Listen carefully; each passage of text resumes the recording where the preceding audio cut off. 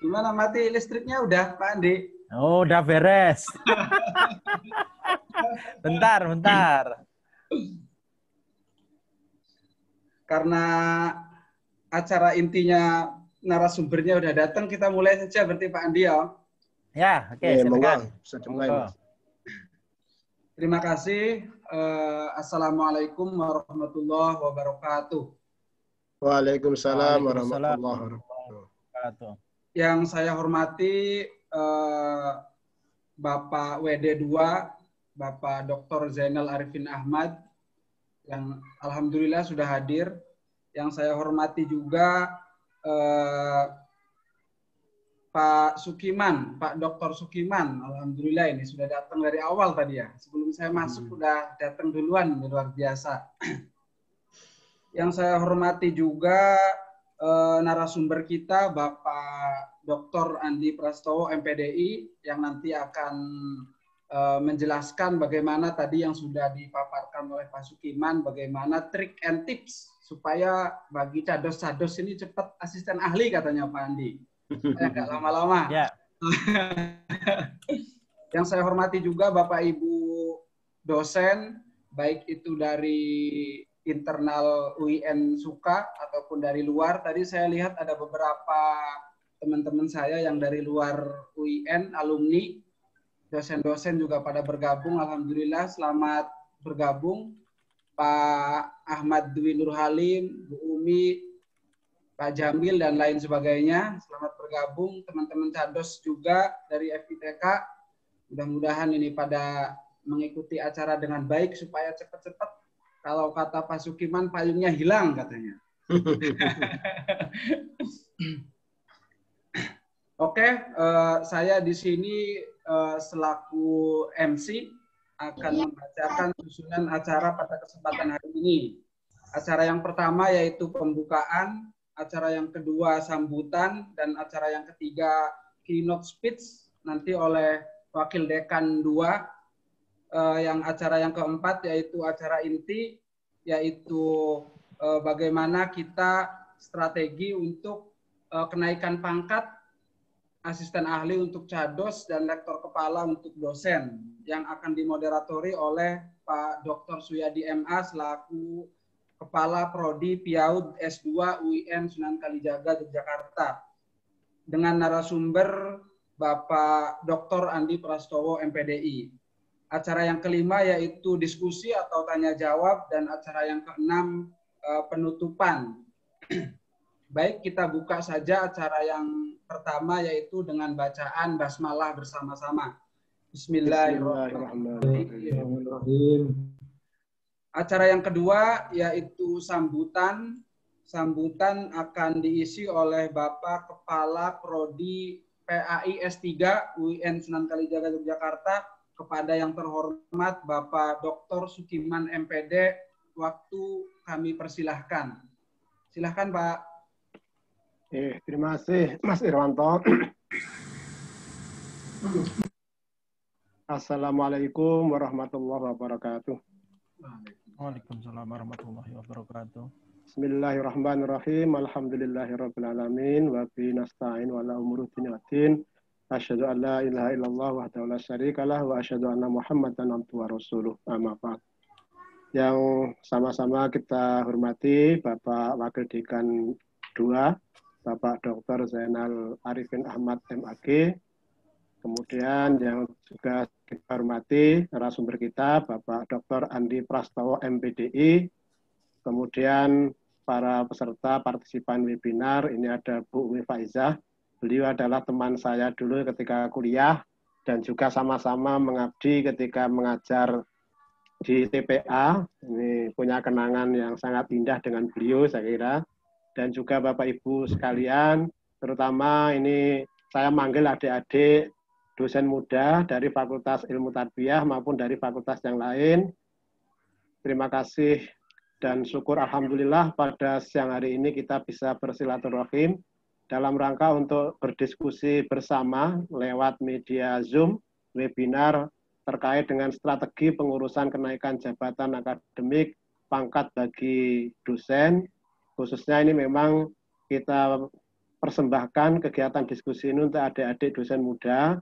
Seperti yang tadi sudah saya sampaikan, harapannya nanti adik-adik sejak awal diajak diskusi seperti ini, yang jelas pertama adalah untuk membangun motivasi, kemudian yang kedua adalah meningkatkan wawasan kita, terutama terkait dengan aturan-aturan kenaikan jabatan dan pangkat bagi dosen. Harapannya nanti dengan motivasi yang tinggi, ini kita bersama dari awal sudah mempersiapkan diri. Tadi saya sudah gurauan dengan Mas Irwanto, yang sekarang atau semester ini masih dipayungi, maka diharapkan nanti 1 tahun berikutnya itu payungnya sudah hilang, artinya sudah mandiri.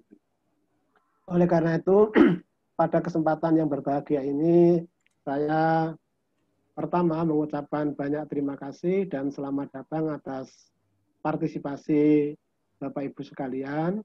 Kemudian selanjutnya mungkin sekilas saya menyampaikan ya beberapa poin untuk motivasi kita bersama. Yang pertama sebenarnya untuk siapa sih dosen itu naik pangkat atau jabatan itu? Kalau kita pilih secara umum ada 2 kepentingan, yaitu individu dosen yang bersangkutan dan juga untuk lembaga atau institusi di mana kita itu mengabdi.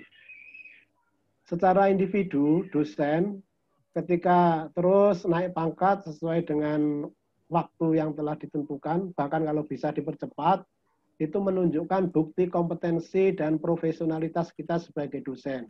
Jadi ukuran secara mudah dilihat, diukur, dinilai oleh masyarakat umum, khususnya oleh para mahasiswa kita dan kolega kita itu ketika jabatan dan pangkat akademik kita itu dari waktu ke waktu terus meningkat. Itu bukti bahwa kita itu menjadi dosen yang kompeten dan profesional. Walaupun mungkin ada juga yang tidak pernah naik pangkat, sebenarnya kompetensinya bagus, tapi itu tetap tidak sempurna, tidak kafah bahasa agamanya itu. Kemudian yang kedua, kenaikan pangkat jabatan bagi dosen juga berimplikasi untuk kesejahteraan dosen yang bersangkutan.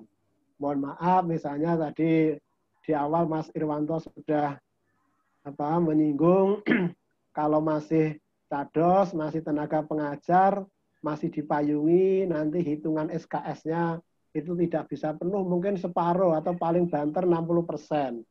Tapi kalau nanti sudah asisten ahli, itu mengajar sudah mandiri. Nanti kalau sudah lektor, membimbing, menguji skripsi sudah mandiri, dan seterusnya. Terus kemudian tentu juga penghasilan itu akan semakin meningkat, tunjangannya akan semakin tinggi tingkat pangkat dan jabatan kita. Kemudian yang tidak kalah penting, dengan adanya pangkat yang kita miliki semakin tinggi, itu juga menjadi kepuasan dan kebanggaan bagi kita sendiri, bagi keluarga kita, dan juga bagi teman-teman yang lain. Ini secara personal. Kemudian Bapak Ibu yang saya hormati, yang tidak kalah penting, kenaikan pangkat dosen itu juga sangat penting untuk lembaga atau institusi kita, terutama dikaitkan dengan penilaian akreditasi dari BAN PT maupun dari lembaga akreditasi yang lainnya, internasional dan lain sebagainya. Misalnya ini saya kutipkan ya terkait dengan kenaikan pangkat dosen untuk lembaga itu, suatu program studi akan mendapat peringkat akreditasi unggul, ini yang 9 standar sekarang ini, kriterianya jika kumpulan dari guru besar, lektor kepala, dan lektor di suatu prodi itu sama dengan atau lebih besar dari 70%. Maka bisa mencapai skor 4. Dan ini adalah unggul. Tapi kalau suatu prodi, itu dosen-dosennya itu masih banyak yang tenaga pengajar atau lektor, asisten ahli, lektornya sedikit, kurang dari 70%, ya tentu nanti skornya bisa di bawah 4, 3, atau bahkan 2. Dan seperti itu, walaupun yang lain baik, tetap saja tidak bisa mendapat predikat akreditasi unggul. Maka ini harus kita sadari bahwa ini bagian tugas kewajiban kita terhadap institusi di mana kita bekerja, ya kita harus ikut berpartisipasi meningkatkan kualitas institusi kita dengan terus berusaha meningkat karir jenjang akademik atau kepangkatan kita. Kembali ke tadi untuk kepentingan diri sendiri dosen, ini tadi ada 3 poin tadi, jabarannya setiap jenjang kepangkatan itu memiliki konsekuensi. Jabatan, tugas tambahan, penggajian, kemudian tugas dan tanggung jawab. Misalnya tadi sudah saya sampaikan, kalau asisten ahli itu belum bisa mandiri membimbing skripsi, apalagi tesis, itu tidak bisa. Tapi nanti kalau sudah lektor kepala, itu semuanya sudah mandiri, bagiannya juga utuh, tidak separuh, atau mungkin 75% tadi. Berikutnya, semakin tinggi kepangkatan, semakin mandiri dalam proses pendidikan, penelitian, dan pengembangan masyarakat. Jadi untuk penelitian itu kalau asisten ahli juga sulit untuk mandiri, paling masih menjadi anggota. Tapi nanti kalau sudah lektor atau lektor kepala, apalagi guru besar, walaupun saya belum bisa itu ya, semuanya akan semakin mandiri. Terus kemudian yang berikutnya, yang ini saya sampaikan adalah, ini berdasarkan pengalaman saya dan juga membaca refleksi pengalaman dari teman-teman dosen yang lain, hambatan dosen untuk naik pangkat itu bisa setidaknya ada dipilahkan 3 hal itu. Pertama, hambatan teologis. Nah, ini ada dosen yang sampai pensiun itu hanya naik pangkat sekali, itu pun katanya itu secara kebetulan karena ada proses impassing tahun berapa Gus Dur ketika menjabat presiden itu. Nah, kenapa itu? Itu terjadi antara lain karena ini ada persoalan teologis. Jadi tidak mau ngurus kenaikan pangkat karena khawatir mengurangi nilai keikhlasan dalam mengabdi sebagai dosen. Ini saya kira pemahaman yang sebenarnya tidak benar, karena ikhlas itu alasan ikhlas kemudian tidak mau ngurus pangkat. Ini ibaratnya seperti orang yang salah konsep ketika memahami zuhud. Zuhud itu dipahami melarikan diri dari urusan duniawi, makan seadanya, pakaian seadanya, dan seterusnya. Padahal Islam mengajarkan Muslim itu harus bayar zakat, harus bersedekah, harus infak, harus amal jariah, dan lain sebagainya. Naik haji. Harusnya zuhud itu dipahami hartanya banyak, tetapi itu semua tidak menjadi halangan hatinya untuk mengenal Allah. Sehingga jangan sampai nanti secara teologis kaitannya dengan kenaikan pangkat itu kita memiliki pemahaman yang salah. Yang kedua, hambatan secara kultural. Antara lain dosen itu lebih banyak berorientasi berbicara, banyak ngomong daripada menulis. Harusnya paling tidak imbang itu ya. Jadi bicaranya juga banyak, tapi nulisnya juga banyak. Nah, kalau dipilih ya bicara itu seperlunya, lebih banyak itu menulisnya itu. Karena kalau dosen itu berbicara, itu mungkin hanya satu kelas yang mendengarkan. Tapi kalau dosen itu menulis, tidak hanya kelas, tapi bisa mengguncang dunia, apalagi dengan IT yang semakin canggih. Ini ada dosen yang masih seperti itu. Kemudian juga ada dosen yang lebih mengajar daripada menulis dan meneliti. Padahal ya jelas tugas kewajiban dosen itu kan ada 3 tridharma itu, mengajar, kemudian meneliti dan menulis, kemudian melakukan pengabdian pada masyarakat. Maka ketika kewajiban tridharma itu ya harus dilaksanakan secara berimbang. Biar nanti kenaikan pangkatnya pun juga tidak terhambat. Kemudian yang berikutnya ini juga tidak kalah penting, hambatan secara administratif, kelemahan sebagian dosen yang jarang naik pangkat itu dari sisi kemampuan dan ketelatenan dia untuk mengarsip dokumen-dokumen yang diperlukan, surat, SK, terus kemudian sertifikat dan lain sebagainya. Maka ini penting nanti kita dari awal, terutama dosen-dosen muda itu sudah harus menyiapkan paling tidak ada 4 file yang nanti digunakan. Yang satu file untuk menyimpan dokumen-dokumen yang berkaitan dengan bidang pendidikan pengajaran, komponen A. Yang kedua, file untuk mengarsip, menyimpan dokumen yang berkaitan dengan bidang penelitian atau komponen B. Terus kemudian yang ketiga untuk mengarsip dokumen pengabdian masyarakat, komponen C. Terus kemudian dokumen atau file yang keempat untuk menyimpan dokumen-dokumen yang berkaitan dengan bagian penunjang. Sehingga nanti kalau setiap waktu sudah diarsipkan, ditata seperti itu, saatnya untuk naik pangkat, tinggal mengambil, itu tidak ada masalah. Karena kalau ini tidak ditata dari awal, seringkali dokumen itu hilang atau terselip kemana, sehingga kita akan mengalami kesulitan untuk mencari. Kalau sudah sulit, akhirnya males. Kalau sudah males, ya sulit untuk naik pangkat, karena itu juga penting.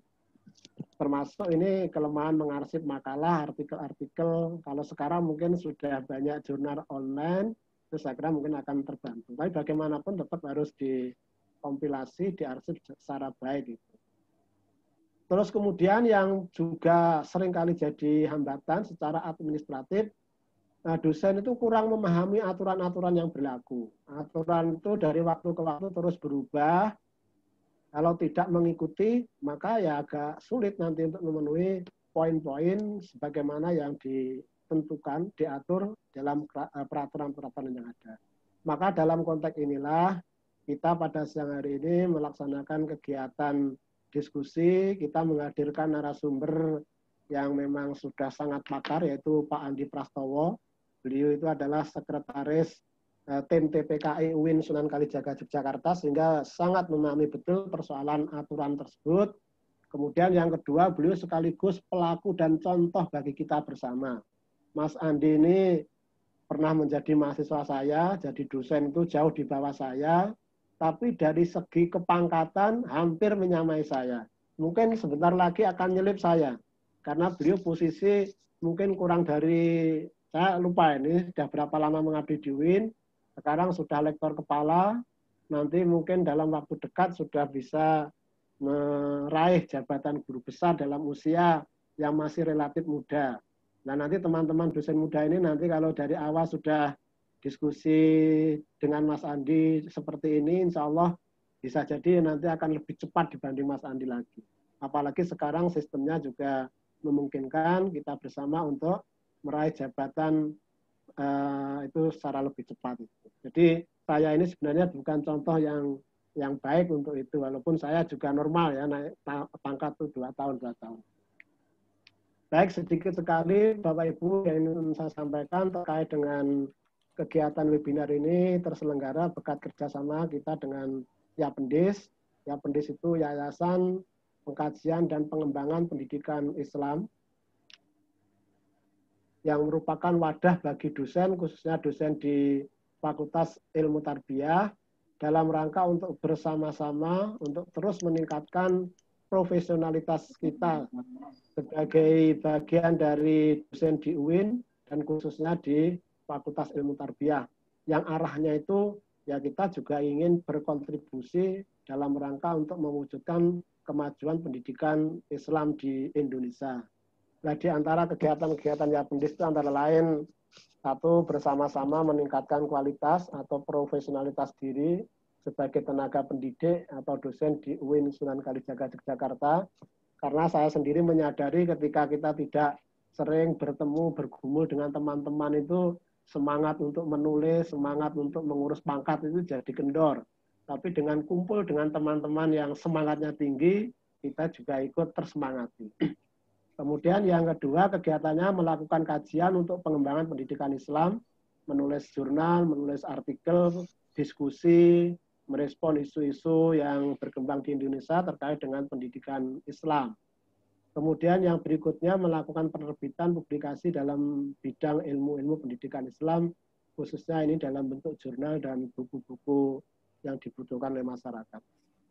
Kemudian yang terakhir, ikut berperan serta dalam memajukan lembaga pendidikan Islam di Indonesia.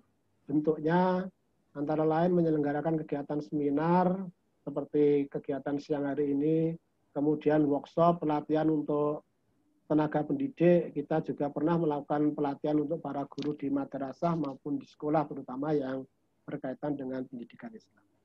Bapak Ibu yang saya hormati, saya kira itu sambutan saya sedikit agak panjang. Mudah-mudahan ada manfaatnya bagi kita bersama, khususnya saya sendiri, untuk terus memotivasi diri agar bisa meningkatkan kompetensi kita sebagai dosen. Buktinya adalah untuk bisa terus naik pangkat ya secara rutin. Saya berharap nanti adik-adik calon dosen muda ini tidak seperti saya, ya, tapi diharapkan nanti bisa naik pangkatnya itu secara lebih cepat. Yang diuntungkan sekali lagi bukan personal yang bersangkutan saja, tetapi juga institusi. Bayangkan sekarang ini tarbiyah dari 16 prodi yang kemarin dipetakan oleh LPM yang siap untuk menjadi prodi unggul itu hanya 1. Karena apa? Ya antara lain terkendala dengan masalah SDM dari segi pendidikan S3 dan juga dari sisi jenjang kepangkatan. Maka nanti adik-adik ini harus mensupport agar prodi-prodi khususnya di tarbiyah ini nanti menjadi prodi yang unggul semuanya. Saya kira demikian. Terima kasih. Ada kurang dan lebihnya mohon maaf. Saya akhiri. Assalamualaikum warahmatullahi wabarakatuh. Waalaikumsalam warahmatullahi wabarakatuh. Terima kasih kepada Pak Dr. Sukiman MPD yang telah memberikan sambutan sekaligus motivasi ya buat kami-kami mungkin yang masih cados-cados, mudah-mudahan bisa mengikuti jejak-jejak para senior-senior sesepuh-sesepuh ini, khususnya Pak Sukiman dan Pak Andi. Kita lanjut ke acara yang ketiga, yaitu keynote speech ya. Ini langsung oleh Wakil Dekan 2 Fakultas Ilmu Tarbiyah dan Keguruan UIN Sunan Kalijaga, Yogyakarta. Alhamdulillah beliau sudah hadir. Kepada yang terhormat Bapak Dr. Zainal Arifin Ahmad MPD, kami persilahkan. Silahkan Pak Wede.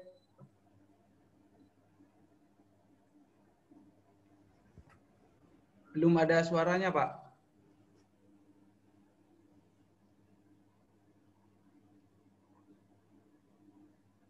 Masih mute. Ya.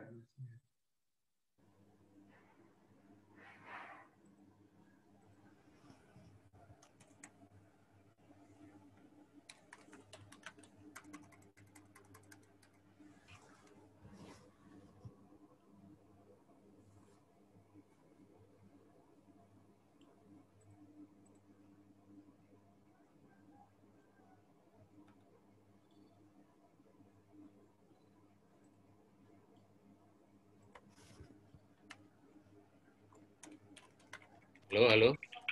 Sudah Pak, sudah ada Pak. Ya, sudah masuk Pak. Oke, baik. Assalamualaikum warahmatullahi wabarakatuh. Waalaikumsalam warahmatullahi wabarakatuh. Alhamdulillahirrabbilalamin. Nahmaduhu wa nasta'in. Asyhadu an la ilaha illallah. Al-malikul haqqul mubin. Asyhadu anna Muhammadan abduhu wa rasuluh. Shadiqul wa'dil amin. Yang kami hormati Bapak Kaprodi S3 PAI, Bapak Dr. Sukiman MPD yang sebentar lagi profesor. Kemudian yang kami hormati narasumber Bapak Dr. Andi Prastowo MPDI, sekaligus menjabat sekretaris tim TPKI UIN. Yang kami hormati host atau MC acara ini, Bapak Irwanto. Gelarnya MPI ya kalau di dalam daftar itu ya. Itu MPI itu gelar atau apa, Pak? Itu prodi, Pak. Oh, prodi. Gelar baru. Kemudian para tamu, barangkali saya nggak bisa nyebut satu persatu, Bapak Ibu dosen, baik yang baru, muda, atau juga Bapak Ibu dosen yang angkatan lama, serta seluruh peserta webinar yang sangat kami muliakan. Syukur alhamdulillah siang ini kita bisa bertemu lewat Zoom, lewat daring ini dalam acara yang amat sangat penting sekali, workshop strategi pengurusan kenaikan pangkat atau jabatan akademik dosen. Ya, namun sebelumnya saya harus minta maaf. Saya ini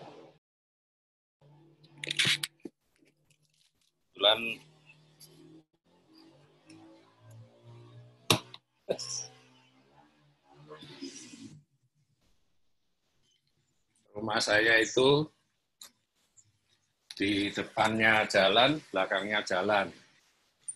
Menghindar dari depan rumah, di belakang ada anak tetangga nangis, pindah ke depan ada orang motor digebir keras. Baik, Bapak sekalian, saya tidak ingin banyak bicara karena sebetulnya pada jam yang sama ini kami harus juga menghadiri rapat fakultas untuk pengembangan e-learning fakultas itu. Tapi saya akan menyusul aja. Sebenarnya yang layak untuk jadi keynote speech itu ya tadi sudah dijalankan oleh beliau Bapak Sukiman, sudah sangat lengkap gitu. Nah, saya hanya menggarisbawahi aja bahwa Bapak-Ibu sekalian, zaman berubah dengan cepat, termasuk perubahan dalam sistem kenaikan pangkat. Bapak Ibu saya kira beruntung sekali ya generasi milenial, generasi Z ini yang sekarang ini untuk proses kenaikan pangkat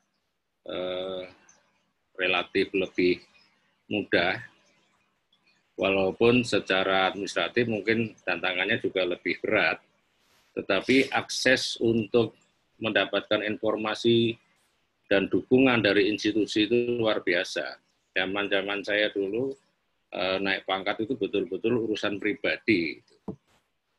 Jarang konsep yang kesadaran sebagai kepentingan kelembagaan seperti yang disampaikan oleh Bapak Sudirman tadi. Kalau sekarang ini kesadaran bahwa kenaikan pangkat dosen itu bukan hanya kepentingan pribadi atau keluarga, tapi juga kepentingan institusi.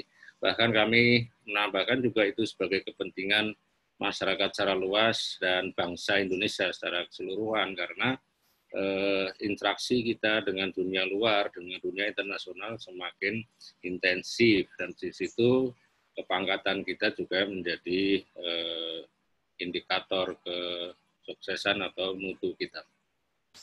Kemudian yang penting juga kami tekankan adalah Bapak Ibu yang muda-muda ini sangat beruntung karena sekarang itu mengakses informasi untuk menjadi unggul, menjadi bermutu dan meningkatkan kualitas diri itu luar biasa, tersedia melimpah. Sekarang misalnya ada forum IE Scholar yang dibimbing oleh Profesor Irwan Abdullah itu yang tiap hari Rabu, Malam, Kamis, ya. Dan itu di-share di YouTube. Saya setelah mengikuti itu, saya membayangkan andai saja sejak dini kami mendapatkan materi-materi seperti itu, mungkin kemampuan akademik kita bisa berlipat-lipat gitu. Nah, informasi itu bisa Bapak Ibu akses di YouTube dengan sangat luar biasa.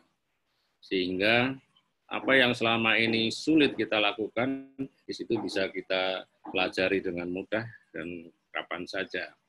Dan saya ucapkan selamat kepada Prodi S3 PAI, atau tadi Pak Sugiman menyebut ini kerjasama dengan Yapendis.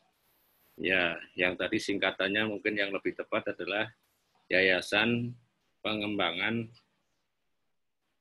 Ilmu-ilmu Pendidikan Islam.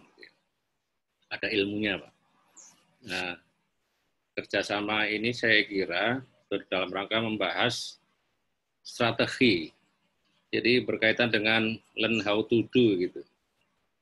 Bagaimana cara melakukan, bukan hanya learn how to know saja. Nah, persoalan yang selama ini dalam kenaikan pangkat itu biasanya berkaitan dengan caranya, ya, karena perkembangan zaman ini, saya sendiri sempat mengalami ada semacam gagap gitu. Ketika saya sedang konsentrasi menyelesaikan studi, perubahan di luar biasa. Dulu saya nggak tahu tuh apa itu Turnitin, apa itu Google Scholar, apa itu Sinta, apa itu. Itu sempat bingung juga. Tapi ya pelan-pelan akhirnya kita tahu bahwa sekarang ini persyaratan semakin banyak, tetapi sarana informasinya juga semakin mudah, dan bahkan proses kenaikan pangkat juga semakin transparan karena sudah digitalize itu. pengalaman saya pribadi, itu saya tahun 2007 itu ngajukan pangkat ke lektor kepala itu, berkas itu bisa 2 kali hilang setelah 2 tahun saya tanyakan kenapa kok nggak ada informasi hilang. Setelah diperbaiki lagi, sudah dikirim lagi, ada lagi hilang dokumen UMB-nya. Setelah dilengkapi lagi, ditambah lagi, sampai ke Dignas, katanya GUM-A-nya hilang lagi. Dan itu kita urus sendiri. Tapi kalau sekarang itu insya Allah sudah tidak ada, dan di UIN aja sudah sangat cepat sekali digarap itu. Nah, mumpung sekarang sudah sangat bagus ya sistemnya kenaikan pangkat ini, kemudian juga ya kalau dibilang mudah tidak mudah, tapi saya katakan mumpung sekarang ini masih sulit, belum terlalu amat sangat sulit, saya kira bagus sekali kalau teman-teman segera untuk juga mengurus pangkat-pangkatnya itu, sehingga yang berbahagia nanti dengan kenaikan pangkat itu bukan hanya pribadi kita, tapi juga keluarga kita, istri, anak, saudara-saudara, kemudian juga lembaga kita, prodi kita, fakultas kita, UIN kita, dan bahkan masyarakat secara keseluruhan. Karena itu terakhir saya ucapkan selamat kepada teman-teman semua. Semoga sukses di dalam seminar ini. Dan kami sekali lagi mohon maaf, saya harus segera undur diri untuk berangkat ke fakultas. Begitu Pak Ketua, Pak Dr. Sukiman. Dan terima kasih Pak Andi Prastowo yang amat sangat luar biasa itu energinya. Ya, energi taekwondo-nya itu memang menyebar kemana-mana, sehingga dia bukan hanya kuat intelektualnya, tapi juga kuat fisiknya itu. Kalau sehari dia ninju orang 10 kali mungkin masih kuat gitu. Ya, selamat untuk semuanya. Terima kasih, kurang lebihnya mohon maaf. Billahi taufiq wal hidayah. Assalamualaikum warahmatullahi wabarakatuh. Waalaikumsalam. Ya, Pak Sukiman. Monggo Pak. Terima kasih kami sampaikan kepada Pak WD2, Bapak Dr. Zainal Arifin Ahmad. Acara selanjutnya yaitu acara inti, yakni strategi pengurusan kenaikan jabatan akademik ataupun pangkat, yang dalam hal ini akan dimoderatori oleh Pak Dr. Suyadi MA. Beliau adalah Kaprodi PIAUD S2 UIN Sunan Kalijaga Yogyakarta, dengan narasumber yang luar biasa, sangat kuat tadi, bukan hanya kuat fisik ternyata, tapi kuat akademik juga, yaitu Bapak Dr. Andi Prastowo MPDI. Terima kasih sudah hadir. Untuk mengefisienkan waktu, kami langsung menyerahkan kepada moderator. Alhamdulillah sudah hadir juga Pak Dr. Suyadi. Silahkan, kami persilahkan kepada moderator Bapak Dr. Suyadi MA untuk mengawal jalannya acara ini. Silakan Pak. Oke. Baik, terima kasih Mas Irwanto. Assalamualaikum warahmatullahi wabarakatuh.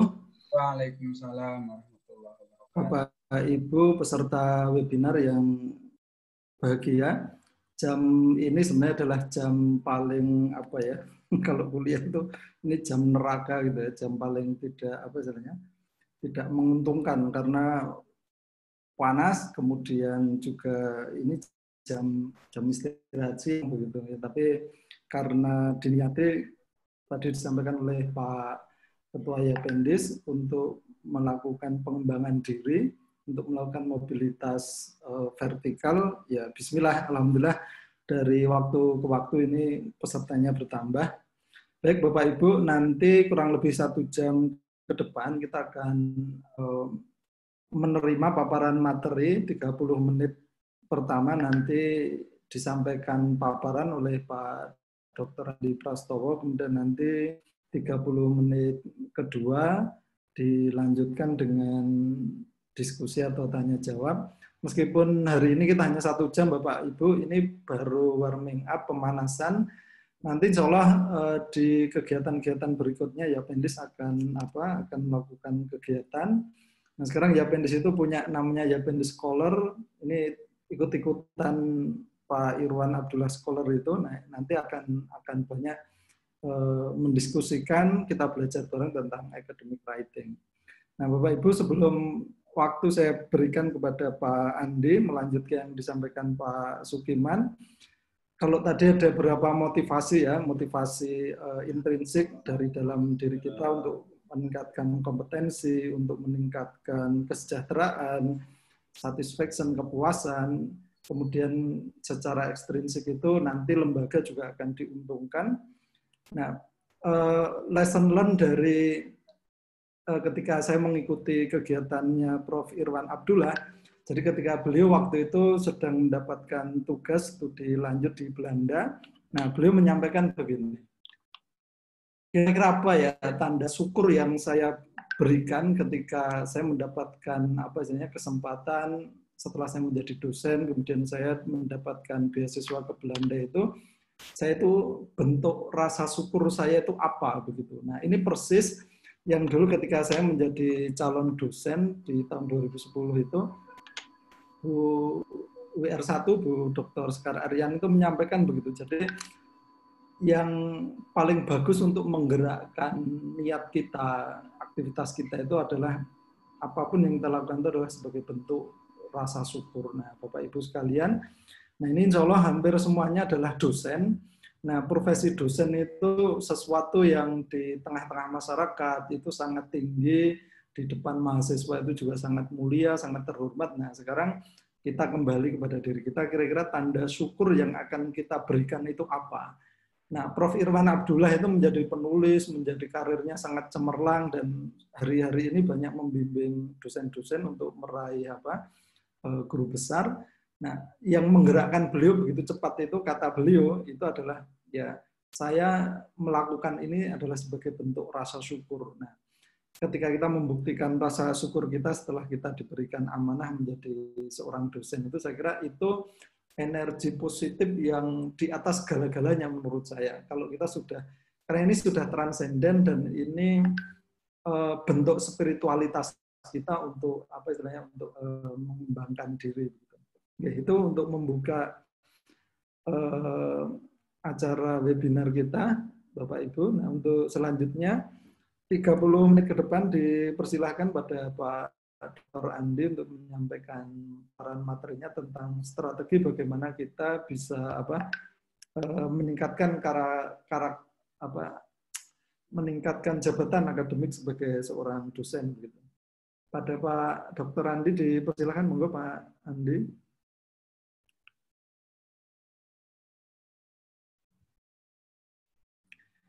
Masih mute Pak Andi. Nah, Assalamualaikum warahmatullahi wabarakatuh. Waalaikumsalam. Oke, alhamdulillah wa syukrulillah wa la haula wa la quwata illa billah wa sholli wa sallim ala Muhammad wa ala ali Muhammad amma ba'du. Terima kasih kepada yang kami hormati Bapak Dr. Sukiman selaku Ketua Umum Yapendis, kemudian juga selaku Kaprodi S3, kemudian kepada Bapak Dr. Zainal Arifin Ahmad selaku WD2 Fakultas Ilmu Tarbiyah dan Keguruan, kemudian yang terhormat Bapak Dr. Suyadi selaku Sekretaris Umum dan juga Kaprodi ya sekarang ya, Kaprodi di S2 PIAUD, dan juga kepada Mas Irwanto yang telah membimbing dan mendampingi kita untuk kelancaran acara kita pada kesempatan kali ini. Alhamdulillah saya bisa sharing kepada Bapak Ibu sekalian.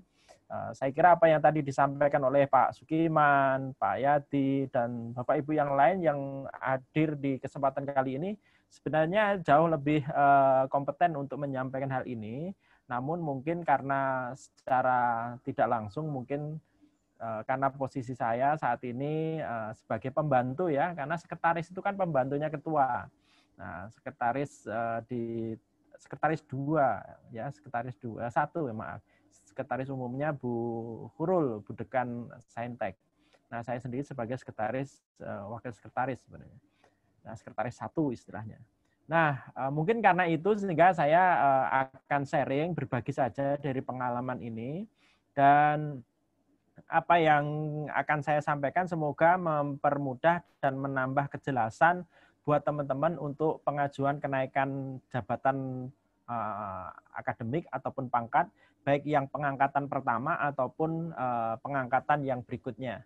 Dan saya harapkan apa yang saya sampaikan memang benar-benar bisa menginspirasi teman-teman untuk segera yuk naik pangkat, yuk naik jabatan.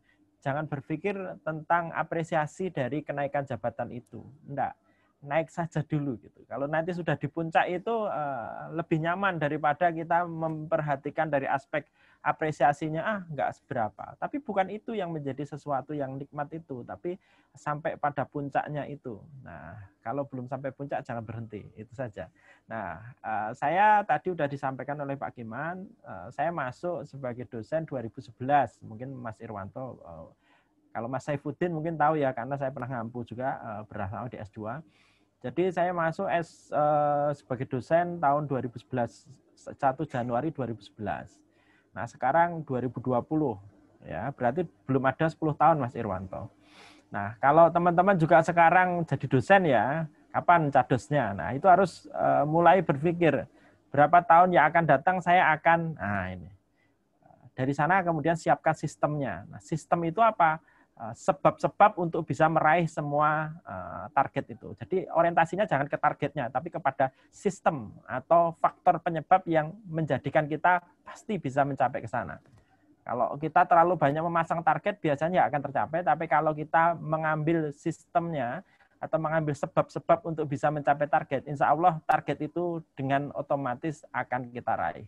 Nah, salah satunya yaitu apa? Yaitu memperhatikan dari aspek kenaikan jabatan ataupun pangkat.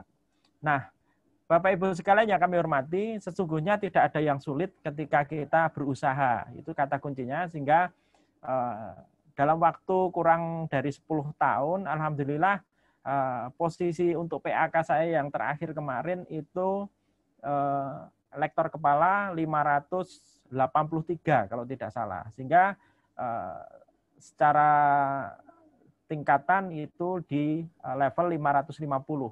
Jadi 2 level lagi itu nanti bisa ke guru besar.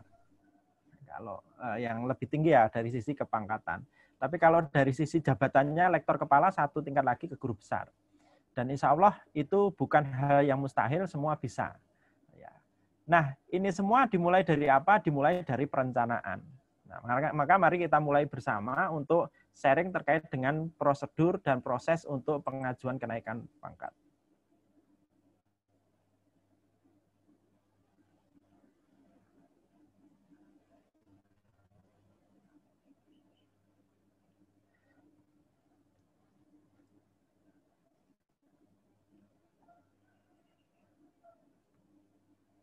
Bapak Ibu sekalian yang kami hormati, semoga sudah bisa melihat file yang saya siapkan, nggih?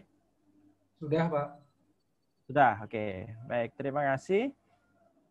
Apa yang saya sampaikan ini mengacu kepada pedoman operasional kenaikan jabatan akademik, pedoman operasional penilaian ya, kenaikan untuk karya ilmiah ya, jabatan akademik ya, kenaikan jabatan akademik atau pangkat dosen. Tahun 2019 yang ditetapkan 16 Oktober 2019, kemudian ada suplemen pada bulan Juni, tepatnya 23 kalau tidak salah, 2020, itu suplemen tambahan sekaligus ada beberapa hal yang diperbarui. Ada 3 poin yang akan saya sampaikan. Pertama, persyaratan kenaikan jabatan atau pangkat, kemudian loncat jabatan akademik, dan ketentuan kenaikan pangkat, jabatan akademik dan pangkat. Salah ketik tadi. Nah, oke, kita mulai dari yang pertama ya, yaitu persyaratan kenaikan jabatan akademik. Karena yang pertama itu proses ketika kita ingin naik pangkat itu diawali dari kenaikan jabatan dulu. Jadi jabatan baru kemudian pangkat, menyusul. Maka ketika proses pengurusannya biasanya nanti dimulai dari terbitnya PAK, penilaian angka kredit, nanti kita dapat angka kredit berapa, setelah keluar SK PAK-nya, lalu kemudian baru diurus untuk SK fungsionalnya, yaitu asisten ahli, lektor, atau lektor kepala, sekaligus nanti ke fungsionalnya. Maaf, ke pangkatnya. Mau itu yang penata tingkat 1, atau pembina, golongan ruangannya dari 3B, 3C, 3D, 4A, dan seterusnya sampai 4E. Nah, teman-teman semua, bicara tentang apa yang kami sampaikan pada kesempatan kali ini, izinkan saya menyampaikan bahwa rujukannya adalah pedoman operasional ya, dan angka kredit yang diterbitkan tadi sudah saya sampaikan, sekaligus surat edaran Dirjen Dikti ya, Kemendikbud ya, tahun 2020. Ini suplemennya. Silakan teman-teman juga bisa mengunduh, bisa juga browsing di internet supaya kita bisa sharing. Ibarat kita diskusi itu, teman-teman juga baca referensinya, saya menyampaikan garis besarnya. Nah, perlu dipahami bersama buat teman-teman semua juga yang sekarang belum segera beranjak untuk mengajukan kenaikan jabatan. Aturan ini berlaku mulai 1 Juli sampai 31 Desember 2020. Jadi bagi teman-teman yang saat ini belum mengajukan kenaikan jabatan ataupun pangkat, saya sarankan mari segera ajukan. Kalaupun adanya seberapa, ajukan dulu. Ya, nanti kalau ada kekurangan sambil jalan dilengkapi. Karena apa? Karena mulai 1 Januari 2021 akan terbit aturan baru. Di mana aturan yang baru ini kita juga belum bisa memprediksi akan seperti apa. Yang kita harapkan sih kalau ada aturan baru lebih mudah. Namun siapa tahu itu lebih kompleks ya. Meskipun kompleks tetap saja kita akan hadapi itu gitu. Nah, kalau kita bandingkan aturan yang POPAK 2019 dengan yang 2015, itu lebih berat yang 2015. Jadi ini jauh lebih ringan sebenarnya kalau teman-teman mau mengikuti aturan yang ini dan segera mengajukan pangkat sekarang. Nah, ini catatan pertama saya. Termasuk yang sudah cados, yang belum memiliki kepangkatan atau jabatan akademik pertama, saya sarankan segera. Ngapain nunggu-nunggu selama sudah diberikan kesempatan sebagai tenaga pengajar, sudah pernah mengajar, sudah dipayungi oleh Bapak Ibu dosen yang sudah lektor kepala, begitu kan, yang memayungi minimal, silahkan segera diajukan untuk kenaikan pangkat atau jabatan akademik yang pertama. Nah, syarat kenaikan jabatan akademik dosen ini bisa untuk kita merancang masa depan atau merancang karir kita. Jadi kenaikan jabatan akademik dosen itu bisa meningkat secara bertahap per 2 tahun. Kita boleh mengajukan dosen itu setiap 2 tahun sekali. Ini bagi teman-teman dosen yang baru, cados ataupun dosen baru, perlu kita tegaskan setiap 2 tahun kita itu boleh mengajukan kenaikan jabatan atau pangkat. Nah, kenaikan jabatan dan pangkat itu tidak kemudian kita mengajukannya pas 2 tahun, tidak. Jadi supaya pas 2 tahun itu kita nanti keluar SK-nya, maka teman-teman mengajukannya 6 bulan sebelum TMT 2 tahun. Ya, kalau misal teman-teman sekarang asisten ahli, nanti keluar terbit 31 Desember 2020 TMT untuk asisten ahli. Nah, silahkan diajukan kembali untuk kenaikan jabatan berikutnya 1,5 tahun setelahnya, yaitu kira-kira bulan 1,5 tahun itu berarti sekitar bulan Juli 2022. Nah, Pak, ini semisal ya. Bulan Juli 2022 sudah mengajukan. Nanti proses itu berjalan, SK-nya itu harapannya bisa terbit tepat pada tanggal yang sama. Jadi tepat 2 tahun sejak TMT terakhir asisten ahli, kita sudah punya kenaikan jabatan yang baru. Itu strategi. Jadi jangan sudah 2 tahun baru mengajukan, nah itu nanti mundur. Misal 31 Desember 2020 untuk TMT pertama kita untuk asisten ahli. Nah, kita mengajukan lagi 31 Desember 2022. Nah, otomatis SK-nya mundur nanti. Nah, itu yang harus diperhatikan. SK itu terbit kalau tidak salah setiap April dan Oktober. Ya. Jadi kita juga harus pakai siasat. Jadi itu akan lebih memudahkan kita dalam proses mengatur strategi. Jadi yang harus disiapkan apa? Yang pertama angka kredit. Nah, buat teman-teman yang masih cados itu sebenarnya sangat mudah. Karena teman-teman itu dengan pendidikan saja itu sudah 150. Nah, tinggal apa? Nah, di sini tinggal teman-teman nanti mencukupkan pada aspek kalau yang pendidikan tentu nanti tunjukkan sudah dari aspek pendidikan itu sudah cukup. Pelaksanaan pendidikan kalian teman-teman sudah ngajar itu sudah bukti sudah pernah ngajar sudah cukup. Kemudian ditambahkan nanti kumbi penelitian. Penelitian itu tidak perlu banyak-banyak. Jadi pengangkatan pertama untuk yang menjadi dosen dengan pendidikan S2 atau magister itu 3B, asisten ahli. Itu cukup 1 karya ilmiah. Silahkan, bisa jurnal apapun itu. Kalaupun kalian bisa jurnal internasional, itu juga boleh. Tapi kalaupun hanya bisa jurnal nasional yang online, belum terakreditasi SINTA, itu boleh. 1 saja, itu sudah cukup. Nah, kalaupun punya 2, alhamdulillah. Namun tidak bisa ditabung.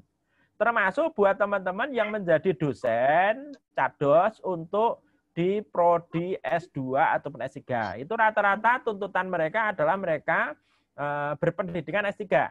Nah, bagi dosen yang pengangkatan pertama berpendidikan S3, maka mereka pengangkatan pertamanya bukan 3B, tapi 3C, langsung lektor. Tapi juga sama KUM-B-nya, angka kredit bidang penelitian itu ya dicukupkan untuk lektor, tidak bisa disimpan untuk kenaikan jabatan ataupun pangkat berikutnya, meskipun lebihnya banyak. Ya sudah, secukupnya itu saja untuk pengangkatan pertama. Nah, jadi yang pertama mencapai angka kredit yang disyaratkan. Jadi kalau yang teman-teman yang cados ini lebih mudah. Ya, apalagi ketika studi kemarin itu juga bisa digunakan. Paling singkat 2 tahun dari jabatan terakhir. Jadi kalau teman-teman yang sekarang sudah menjalani asisten ahli, sudah jalan 1 tahun misal, ayo siapkan berkasnya, ajukan lagi untuk ke lektor. Karena kalau sudah jalan 1 tahun misal, maka teman-teman nyiapkan berkasnya ya 1 tahun setelah TMT terakhir. Jadinya nanti pas 1,5 tahun kita sudah ajukan. Jadi bukan 1,5 tahun itu kita baru nyusun. Saran saya, setelah 1 tahun berjalan, mulai disusun berkasnya. Kalau ada pertanyaan, jurnalnya belum lengkap, ya nanti sambil jalannya kan tinggal dilengkapi, tinggal ditambahkan. Pas 1,5 tahun, semua berkas lengkap, langsung diajukan. Paling singkat 2 tahun. Jadi per 2 tahun kita bisa maju. Dan dalam penilaian angka kredit, itu bagi teman-teman misal nanti yang dari asisten ahli itu bisa dari asisten ahli mau ke lektor. Lektor itu kan ada, kalau dari si kepangkatan ada yang 3C, ada yang 3D. Lektor 200, lektor 300. Dari asisten ahli itu bisa, kalau KUM-nya cukup, setelah 2 tahun itu bisa langsung ke lektor 300. Jadi asisten ahli 150, langsung ke 300, itu bisa. Bahkan kalau yang memang excellent, punya publikasi yang bagus, bisa langsung ke lektor kepala. Nanti ada syarat khususnya, nanti loncat jabatan itu namanya. Oke, kemudian nilai prestasi kerja paling kurang baik dalam 2 tahun. Nah, ini kita harus mengumpulkan SKP. Tiap 1 tahun kita buat. Terus 2 tahun kita dapat lagi. Nanti kalau di Tarbiyah minta Mas Roger. Nah, nanti kita tanda tangani. Akan ditandatangani oleh pimpinan. Nah, ini kalau ini penting, tapi insya Allah ini tidak susah. Nah, kemudian yang berikutnya yaitu kaitan dengan memiliki integritas dalam menjalankan tugas. Ya, ini juga kaitannya dengan penilaian dari pimpinan juga. Nah, syarat kenaikan pangkat dosen 1 tingkat di atasnya. atau untuk satu tingkat di atasnya ya, bukan kenaikan kalau tadi itu. Nah, karena nanti ada yang namanya kenaikan pangkat satu tingkat di atasnya dalam jabatan yang sama, itu aturannya nanti ada sendiri, saya jelaskan, tapi ini kita bicara tentang kenaikan pangkat dulu. Nah, untuk kenaikan pangkat, jadi kalau itu juga syaratnya sama, mencapai angka kredit, paling singkat 2 tahun, nilai prestasi paling kurang baik, memiliki integritas. Sama. Sekarang kita bicara tentang prosedur kenaikan jabatan atau pangkat dosen. Sederhana, teman-teman. Yang pertama diawali dengan melengkapi syarat dan dokumen. Dimasukkan ke tabel matriks Excel, sudah disediakan oleh kepegawaian. Tinggal minta. Kalaupun saya minta ke saya, nanti saya kasih. Lalu dokumen-dokumen teman-teman pastikan versi online. Kalau punya publikasi untuk bidang penelitian, pastikan itu selalu ada versi online-nya. Nah, versi online itu sekaligus dengan uji turnitinnya. Ya, dan itu kemudian disimpan di repositori UIN Sunan Kalijaga Yogyakarta. Oke, pastikan itu. Kalau teman-teman diterbitkan di penerbit nasional dan tidak menginginkan itu bisa diakses oleh banyak orang karena sudah kontrak ya, kontrak royalti, maka ya dikasih password sehingga hanya orang tertentu yang bisa melihat, yang bisa diberi akses. Setelah penilaian, maka file yang ada di repositori itu bisa dihapus. Nah, jadi tidak apa-apa kalau memang itu sudah ada kontrak perjanjian. Jadi kalau sudah selesai penilaian itu boleh-boleh saja meminta ke pihak perpu untuk dihapus. Dan dari pihak kepegawaian pun tidak mempermasalahkan. Lalu ajukan ke bagian kepegawaian fakultas di lantai 2. Bu Suwartina kalau di Fakultas Tarbiyah saat ini. Ada Mas Roger. Lalu setelah diajukan ke bagian kepegawaian, semua syarat lengkap yang tadi, SKP, kemudian matriks penilaiannya, plus bukti-buktinya, kemudian ada peer review, dan seterusnya, lengkap, dibawa ke kepegawaian, fakultas masing-masing, dilanjutkan, kemudian akan ada proses sidang tim penilai fakultas. Jadi karya kita akan dinilai oleh tim penilai dari fakultas, biasanya pimpinan kita, prodi ya. Lalu setelah dinilai, kemudian diajukan ke sidang senat fakultas. Nah, akan memberikan penilaian. Untuk pengangkatan pertama nanti akan ditentukan. Jabatan fungsional teman-teman itu bidang keahliannya apa. Nah, saran saya bidang keahlian itu jangan terlalu spesifik. Apalagi berbasis mata kuliah, jangan. Bidang keilmuan itu adalah rumpun ilmu dan itu spesifik. Ya tidak harus terlalu spesifik ya, yang penting punya ciri khas. Nah, di situ perhatikan nanti kepangkatan yang ada di jabatan keilmuan yang ada di Kemendikbud ya. Supaya apa? Jangan umum ya. Jangan khusus juga, nanti akan susah untuk memenuhinya. Misal ada yang umum sekali, ilmu pendidikan Islam itu aslinya umum sekali. Padahal ada ilmu pendidikan dasar Islam dan seterusnya. Lalu setelah sidang senat lolos, maju dibuat surat pengantar dibawa ke universitas. Nanti akan diproses oleh tim TPKI universitas yang ada di bawah bidang akademik WR1. Nanti oleh tim TPKI akan disidangkan untuk penentuan reviewer penilai karya ilmiah. Yang dinilai hanya cum-B-nya saja yang di universitas. Lalu setelah ditentukan siapa reviewernya, dokumen dari punya teman-teman akan dikirim ke masing-masing reviewer. Nama reviewer akan disembunyikan dan tidak akan disampaikan kepada dosen yang dinilai. Itu rahasia untuk menjaga objektivitas. Lalu setelah proses review selesai, biasanya 2 minggu, lalu setelah selesai kemudian disidangkan. Ada sidang penilaian untuk penetapan hasil nilai dari reviewer. Setelah selesai, kalau untuk ke jabatan akademik asisten ahli sampai lektor, itu cukup sampai di tingkat universitas. Nah, enak. Lalu terbit SK. Nah, tidak perlu sampai Jakarta kalau sampai lektor. Jadi kalau nggak sampai lektor, nggak sampai Jakarta, cepat. Lalu kalau sudah selesai di tingkat universitas, kalau untuk yang lektor kepala dan guru besar, harus dilanjutkan proses itu ke sidang senat universitas. Nah, kalau lektor kepala dan guru besar nanti hasilnya kemudian dilanjutkan ke Kemenak lalu ke Kemendikbud. Semua data dikirim secara online, ada aplikasinya, ada aplikasi PAK ya, Kemendikbud. Sehingga proses bisa dipantau. Nah, yang lektor kepala dan guru besar nanti akan masuk ke Jakarta setelah disidang senatkan di tingkat universitas. Insya Allah sekarang sidang senat untuk kenaikan jabatan dan pangkat sesuai visi rektor dan UWR akan dipercepat untuk teman-teman. Maka segera sidang-sidang itu akan dipercepat. Nah, lalu kemudian akan dibawa ke Jakarta, lalu akan diproses di Jakarta untuk dinilai kalau yang lektor kepala dan guru besar oleh tim Jakarta. Nanti akan bisa dipantau hasilnya lewat aplikasi, dan yang bisa memantau adalah tim akademik, tim TPKI. Nah, dari sana kemudian terbitlah. Kalau dari Kemenak selesai dibawa ke Kemendikbud.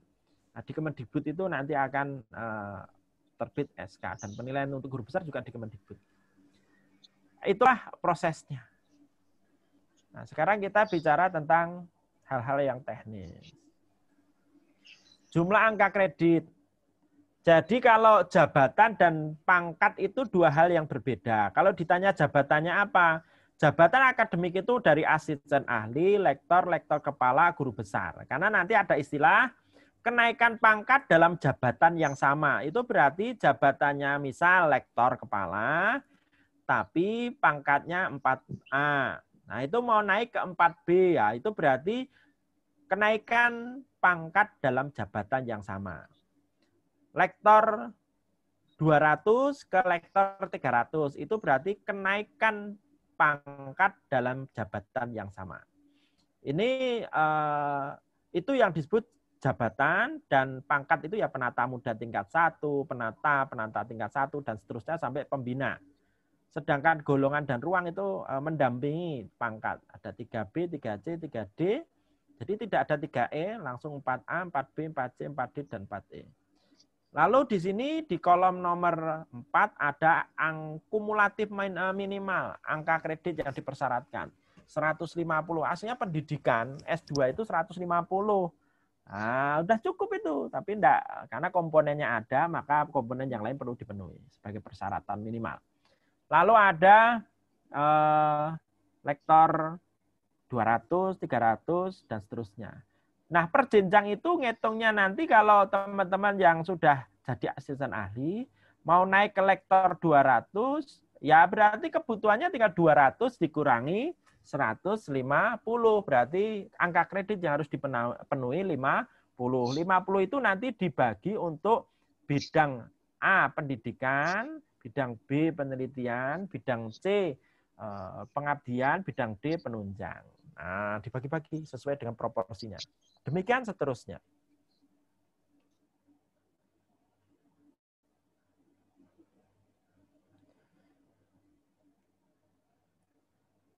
Tadi yang disampaikan Pak Kiman, saya sepakat sekali bahwa ketika teman-teman tidak naik jabatan, tidak naik pangkat, okelah bagi teman-teman yang sudah jadi dosen, mungkin juga bisa meroyek ya, dapat proyek yang banyak di luar. Ya, dengan profesi ini teman-teman bisa juga menjadi pembicara, trainer, dan lain sebagainya. Bisa jadi kalau trainer kondang nanti laku keras, bisa jadi pendapatannya lebih banyak daripada dosen. Karena pendapatnya lebih besar, akhirnya apa? Akhirnya kemudian lupa dengan mengajar, lupa dengan kenaikan pangkat, kenaikan jabatan. Padahal kenaikan jabatan itu sangat penting kaitannya dengan wewenang dan tanggung jawab mengajar.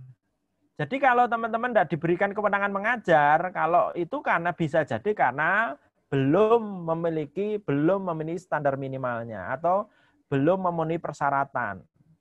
Nah, untuk bisa memenuhi syarat maka sebaiknya teman-teman segera mengajukan kenaikan pangkat dan bisa mencapai jabatan yang setinggi-tingginya. Kalau kita bisa jadi guru besar, maka kita bisa mengajar S1 sampai S3, bebas kita. Tapi kalau kita hanya asisten ahli, itu tidak bisa mengajar S3. Nah, gitu. Loh, kalau dokter, nah ini nanti saya jelaskan. Maksudnya kalau magister, kalau dokter beda. Tapi itu juga kewenangannya terbatas. Nah, kalau mau kewenangan kita tidak terbatas, maksudnya ya leluasa, ya kita harus sampai jenjang yang tertinggi. Itu pentingnya di sana. Nah, kalau asisten ahli, maka bagi teman-teman yang cados belum punya jabatan fungsional, jabatan akademik pertama ya, itu belum bisa ngajar. Kenapa? Karena memang belum berhak. Apalagi kalau tidak dipayungi itu pelanggaran itu namanya. Loh, karena belum punya wewenang mengajar. Baru bisa, baru boleh membantu. Silahkan membantu. Yang membantu, yang apa, ibaratnya yang memayungi saja tidak sembarangan. Yang memayungi itu harus yang sudah lektor kepala atau guru besar. Asisten ahli untuk magister boleh ngajar di S1. Kalau doktor boleh ini melaksanakan di S1. Kalau B itu membantu ya, membantu S2 boleh, membantu S3 boleh. Kalau lektor ya magister ya tetap S1 saja. Kalau doktor bisa melaksanakan di S1 maupun S2, membantu S3 boleh. Kalau sudah lektor kepala itu bisa, kalau magister karena juga boleh, lektor kepala magister itu juga boleh. Ada syaratnya. Kalau doktor bisa melaksanakan di S1, S2 maupun S3. Kalau guru besar ya sama dengan lektor kepala yang doktor. Bisa ngajar di S1, S2, S3. Nah, leluasa kan? Iya, tentu. Dan bukan sekedar ngajar di UIN, di luar UIN juga boleh. Wewenang dan tanggung jawab dalam membimbing tugas akhir. Ini juga beda-beda. Kenapa yang belum asisten ahli belum boleh membimbing? Ya karena belum punya wewenang dan belum punya kewenangan. Nah, asisten ahli baru boleh membimbing skripsi. Kalau dokter bisa membantu tesis, pembimbing kedua gitu ya. Begitu seterusnya. Nah, ini untuk lektor kepala saja, untuk yang dokter itu boleh melaksanakan, maksudnya menjadi pembimbing utama disertasi. Ini langsung ya ini. Tapi dengan syarat ini memiliki publikasi ilmiah sebagai penulis pertama pada jurnal internasional bereputasi. Sedangkan kalau guru besar itu juga ada syarat. Memiliki publikasi karya ilmiah sebagai penulis pertama atau korespondensi. Ya, jadi penulis pertama atau penulis korespondensi. Karena penulis korespondensi tidak harus penulis pertama. Nah, jadi ada syarat ini. Membimbing ini. Tugas dan tanggung jawab publikasi karya ilmiah. Jadi untuk teman-teman, sesuai dengan jabatannya, kalau mau naik pangkat itu punya tanggung jawab dalam publikasi. Sesuai dengan jabatannya, maka teman-teman punya kewajiban untuk menulis di level publikasi tertentu. Misal asisten ahli, itu yang wajib adalah punya publikasi di Jurnal Nasional Sinta 3 atau ini atau ya, atau 3, atau 4, atau 5, atau 6, atau Jurnal Nasional saja di luar peringkat di atas. Itu wajib. Tapi kalau teman-teman mau yang lebih tinggi, ya itu jelas sangat boleh. Tapi yang standar minimalnya ini. S itu disarankan. Kalau W itu wajib. Lektor Sinta 3 sampai nasional. Jadi nasional itu wajib online. Kalau tidak bisa diakses online, maka itu tidak terkategori. Karena itu disyarat jurnal nasional. Lalu lektor kepala, magister. Itu sama ya syaratnya. Kalau magister syaratnya yang wajib jurnal internasional. Kalau mau ke lektor kepala wajib punya publikasi di jurnal internasional. Bukan jurnal internasional bereputasi. Bedakan. Levelnya lebih rendah.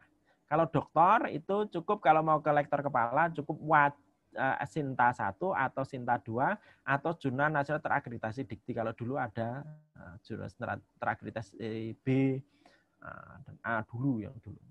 Lalu guru besar yang wajib itu untuk ke guru besar wajib punya Jurnal Internasional Bereputasi. Scopus atau WOS.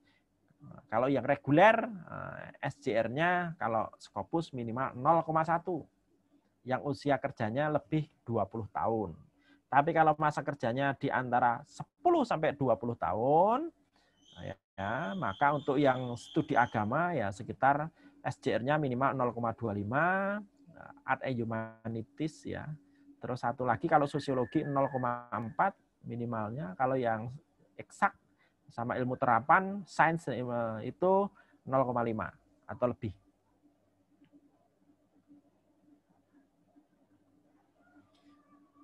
Nah, ini jumlah angka kredit kumulatif paling sedikit untuk unsur utama dan unsur penunjang.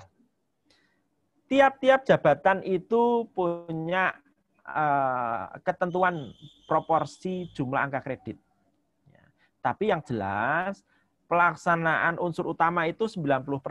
penunjang 10%. Unsur utama itu apa saja? Pendidikan, penelitian, pengabdian kepada masyarakat itu komponen 90%, sedangkan penunjang 10%.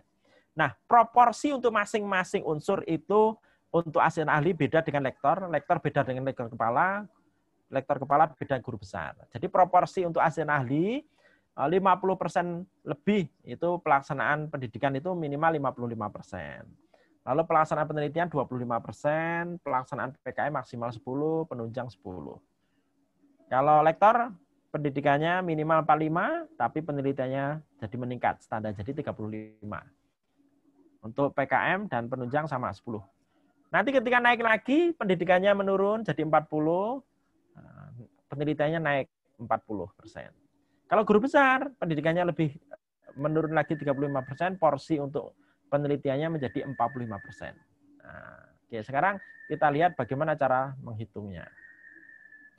Misal bagi teman-teman, untuk kenaikan jabatan dari asisten ahli 150 ke lektor 200. Bagi yang pengangkatan pertama, silahkan, yang penting punya bukti mengajar. Satu. Yang kedua, tadi itu ya, punya SKP minimal 2 tahun mengajar itu, 2 tahun ya, berkelakuan baik. Kemudian yang berikutnya, pendidikan sudah cukup itu, tambah mengajarnya untuk pelaksanaan pendidikan. Lalu untuk penelitiannya 1 jurnal saja sudah cukup itu. Ditambah 1 pengabdian, ditambah penunjang maksimal 10%. Itu insya Allah mudah. Sedikit ya. Maksimal kurang lebih batasnya cuma 10 lah. Angka kreditnya itu untuk magister itu hanya pemenuhan saja, standar minimal. Nah, teman-teman, kalau mau ke lektor kepala lektor 200 dari asisten ahli 150 misal. Cara menghitungkannya akan yang dibutuhkan berapa? 50. 200 kurangi 150. Lalu pembagiannya bagaimana? Bidang A berarti minimal 45% kali 50, hasilnya 22,5. Ini skor minimal. Lalu kum B itu 35% kali 50 kali 17, hasilnya 17,5. Bidang C 5, bidang D juga 5. Nah, silakan dikalikan persentasenya. Hasilnya berapa ini? Maaf, ini salah ketik ya. Yang belakang ini belum saya ubah ini ya. Ini mestinya yang di sini. Mestinya 45. Ini 45 ya, yang paling kolom di sini. Skor minimal 45. Jadi ini yang dibutuhkan. Nah, kalau kita lihat di sini 17,5. Misal mau ke lektor kepala itu, cukup kalau jurnal nasional. Itu jurnal nasional terakreditasi Sinta 34 itu masing-masing sudah 20. Udah sisa itu. Udah lebih, punya kelebihan kita. Kalau kita ke Sinta 2 sudah 25. Kalau kita jurnal nasional saja punya 2, penulis pertama semua dan tunggal gitu ya, itu sudah 20. Ya kalau aman 3. Itu aman. Kalau sudah yang terakreditasi Sinta lebih tinggi skornya. Kalau yang lektor 300 mau lektor kepala, ya ini tinggal di 400 kurangi 300. 100. Nah, ini tinggal dikalikan. 40%. Karena untuk ke lektor kepala kan 40%. Bidang A, bidang B 40% proporsinya. Bidang C 10 maksimal, bidang D 10. Tinggal dikalikan, hasilnya segini. Kebutuhannya segini harus dipenuhi. Nah. Kalau yang dari lektor ke lektor kepala pakai jasa doktor ya, tinggal dikurangi 400 dikurangi 300 sama dengan 100 dikurangi 50. Ini kum pendidikannya. Dikurangkan dulu hasilnya 50. Nah, 50 ini baru dibagi untuk bidang A, bidang B, bidang C, bidang D. Kebutuhannya hanya ini. 20 angka kredit untuk kum A, kum B 20. Ini dari perkalian 50 kali 40%. Kum C 5 dan 5. Begitu seterusnya. Sederhana. Nah, kalau mau ke guru besar langsung bisa enggak? Bisa juga. Lektor kepala ke guru besar misalnya. Itu bisa dari 400 bahkan. Ini nanti perkaliannya sama. Kalau ke guru besar, proporsi kum A-nya 35% kali angka kredit yang dibutuhkan. Lalu kum B-nya 45%, 450 hasilnya segini, dan seterusnya. Dan teman-teman semua, saya tunjukkan ya, untuk pengangkatan pertama, saya akan tunjukkan file saya. Ini saya tutup dulu. Bentar, saya tunjukkan untuk bagi teman-teman yang sedang share screen lagi.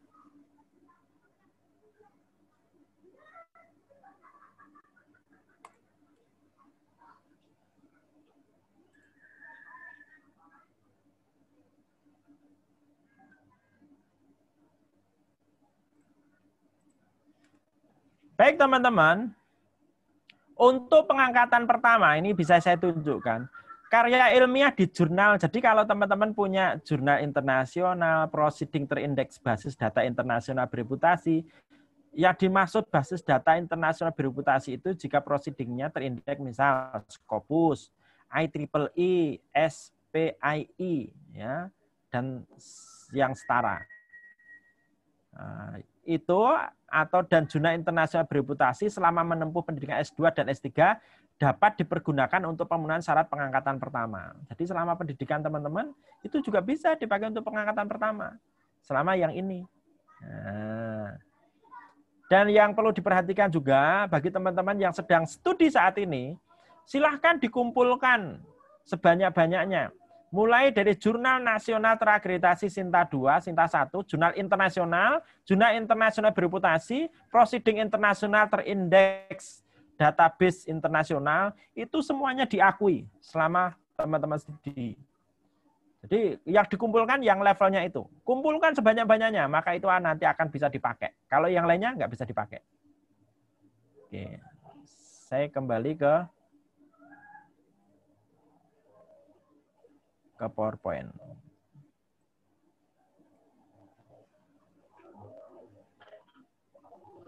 Andi, 5 menit lagi ya Pak Andi ya. Ya, oke. Saya lanjutkan. Nah, ini tidak perlu yang ini karena saya lanjutkan saja. Ini untuk yang ke guru besar. Nanti bisa dibaca sendiri yang mau ke guru besar. Sudah saya sampaikan sekilas. Nah, ini sekilas saya akan tunjukkan bidang pendidikan, teman-teman. Ini tadi ya. Jadi kalau kalian melanjutkan S2, pastikan pendidikannya minimal B. Ya, prodinya pendidikannya minimal B. Kalau yang lulus di atas 2009. Kalau yang enggak terakreditasi, enggak C gitu ya, enggak bisa. Ya, jangan. Jadi kalaupun studi di luar negeri nanti ada penyetaraan dari Ditjen Bilmawa. Oke, saya kira kalau yang teman-teman ikut diklat ya ini dapat skor nanti tambahan nilai. Pelaksana pendidikan itu bisa apa saja, bisa ngajar, ya. Nanti skornya untuk asisten ahli dan lektor kepala guru besar beda. Mulai dari mengajar, membimbing PKL, KKN, angka kreditnya sudah ada maksimalnya tadi. Lalu juga membimbing dan ikut membimbing mahasiswa menghasilkan tugas akhir. Jadi kalau teman-teman doktor, nah itu peluangnya lebih banyak. Maka segera studi yang baru. Nanti kalau sudah asisten ahli, sudah fungsional, segera studi lanjut. Ataupun sekarang segera studi juga nggak apa-apa lebih, kalau menurut saya. Nah ini nanti teman-teman bisa cepat naik dapat kum tinggi. Karena disertasi itu, kalau bimbing disertasi, angka kreditnya lebih tinggi. Skripsi di bawahnya, 1. Nah berikutnya, menguji skripsi ataupun anggota penguji itu tentu kalau ketua penguji ini ya lebih besar. Membina kegiatan mahasiswa, mengembangkan program kuliah. Kalau teman-teman buat RPP untuk mata kuliah baru itu bisa diajukan. Skornya cukup tinggi. Dan pastikan kalau teman-teman ngajar itu buat bahan ajar, buku ajar, terbitkan. Itu skornya 20. Jadi jangan hanya ngajar apa adanya. Atau kalau nggak gitu buat diktat modul hakikan. Nah itu nanti dapat skor ini angka kredit untuk bidang pengajaran 5 loh angka kreditnya. Kalau buku 20. Gimana nggak cepat? Saya juga dulu begitu. Saya buat buku ajar terus. Dikasih mata kuliah baru seneng. Buat mata kuliah, buat buku ajar. Skornya berapa? 20. Lalu menyampaikan orasi ilmiah itu juga dapat. Menduduki jabatan itu juga dapat. Tidak perlu saya sebutkan yang ini, teman-teman sudah paham. Membimbing dosen, ini yang jabatan akademik lebih rendah, ini yang lektor kepala sama guru besar. Ini juga sama, pencakokan, detasering itu untuk lektor kepala dan guru besar. Nah, ini melaksanakan kegiatan peningkatan kompetensi. Nah, kalau S2 yang kedua, S3 yang kedua, itu juga nanti jadinya di sini. Nah, ini simulasi, tidak perlu saya sebutkan. Nah, intinya kita bisa merancang masa depan kita dengan merancang aktivitas kita. Jadi buatlah aktivitas yang positif yang menghasilkan karya. Insya Allah itu akan berkontribusi positif terhadap kenaikan jabatan dan pangkat kita yang lebih lancar. Lalu bidang penelitian, lanjut sedikit. Nah, ini kalau yang mau ke lektor kepala itu ada syarat khusus minimal ya. Jadi harus kalau mau lektor kepala usia kerjanya belum ada 8 tahun dari TMT ya otomatis harus punya jurnal internasional ya dengan SJR minimal 0,1 dan pernah membimbing paling sedikit dengan setara 40 angka kredit. Nah, ini ya peringkat-peringkat tadi ya, kelompok untuk guru besar yang di bawah 20 tahun, di atas 10 tahun, ini syarat untuk syarat khususnya, ibaratnya kuncinya, miliki ini. Ya, Art and Humanities atau rumput ilmu agama, ini skor Scopusnya minimal 0,25, kalau UAS 0,5. Sosial, ilmu sosial 0,40. Sains 0,5. Teman saya ada di Wadi, Mas Suyadi itu sudah dapat kuncinya. Dia terbit di jurnal terindeks Scopus dengan SJR 0,9. Padahal sekarang dia sedang posisi lektor kepala 700. Nah, insya Allah sudah lancar itu guru besar. Oke, saya kira itu tambahan saya. Plus apa? Kalau untuk guru besar melampirkan bukti pernah membimbing. Nah, tugas akhir, KKR, KKN, dan seterusnya setara dengan 80 angka kredit. Ini syarat mengajukan guru besar yang memiliki jasa S3 belum 3 tahun. Sama ya, nanti ada syarat-syarat. Tidak perlu saya sebutkan lagi di sini, karena kita fokus ke cados dan lektor kepala. Cados dan lektor ya, lektor ke lektor kepala. Saya kira itu nanti bisa dilanjut lagi teman-teman. Saya tunjukkan di belakang ya, ini ada beberapa hal. Untuk yang profesor saya tinggal dulu. Nah ini Bapak Ibu yang ini saya kira penting, proporsi nilai ini saya sebutkan. Jadi kalau teman-teman membuat karya ilmiah, saya sarankan paling baik itu kolaborasi, jangan tunggal. Saat ini itu harus dibiasakan kolaborasi, 4-5 orang lah. Ya, kemudian haknya gimana? Penulis pertama berhak mendapatkan nilai 60% dari angka kredit. Kalau mau kenaikan jabatan wajib punya minimal 1 karya ilmiah sebagai penulis pertama. Wajib. Kalau enggak punya, maka enggak bisa naik jabatan. Atau jika penulis korespondensi tidak sekaligus sebagai penulis pertama, maka penulis korespondensi dan penulis pertama berhak mendapatkan nilai masing-masing 40. Kalau misal ada 3 penulis. Nah, 3 penulis pertama itu bukan penulis korespondensi. Lalu penulis kedua itu penulis korespondensi. Lalu ada penulis pendamping lainnya. Maka skornya itu 100% itu ibaratnya 40% untuk penulis pertama, 40% untuk penulis kedua, untuk penulis korespondensi, dan sisanya untuk penulis 20% untuk penulis pendamping. Jika penulisnya hanya 2, tapi penulis pertama bukan penulis korespondensi, maka jatahnya 50-50. Kalau dapat skor 10, angka kredit 10, maka ya 5-5. Nah, oke, jadi kalau penulis pertama dan penulis pertama itu jatahnya 60%. Apalagi sekaligus sebagai korespondensi. Maka silahkan bekerja keras, berkolaborasi. Jadi ada penulis pertama, penulis korespondensi, ada penulis pendamping. Nah ini Bapak Ibu, seorang dosen sebagai penulis korespondensi dapat diakui angka kredit karya ilmiahnya dengan melampirkan bukti korespondensi dengan pengelola jurnal. Misal paper submission-nya, ada acceptance letter, di mana di email kita itu ditunjukkan bukti proses review. Jadi nggak cukup kalau surat pernyataan dari jurnal untuk membuktikan sebagai penulis korespondensi, itu nggak cukup. Harus ada bukti real proses kita. Nah, ini ada buku. Nah kalau menulis karya ilmiah yang lain yaitu buku. Ada buku itu tinggi skornya bisa 40, tapi per tahun hanya 1. Maka sisakan waktu 3 bulan untuk nulis buku sehingga setiap tahun terbit 1 itu udah dapat skor 40. Ya, masa hanya nulis jurnal terus, ya, kadang nulis buku. Kalau jurnal luar biasa, tidak ada batasannya. Jurnal internasional bereputasi berfaktor dampak SJR di atas 0,1 itu 40 maksimal.